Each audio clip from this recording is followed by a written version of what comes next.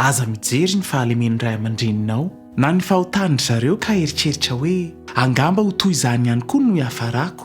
Ny dadanay mamolava dia mety hisotro toaka be ihany koa aho. Tsy mahay mifanajany i dada sy neny rehefa mifampiresaka ka mety izay ataondry zareo ihany no ataoko amin'ny vadiko rehefa manambady aho. Marina fa mety anao izay anafihana na angalana fanahy anao ny fahavalo tahaka ny namelezany ny ray aman-dreninao na ny fianakavianao.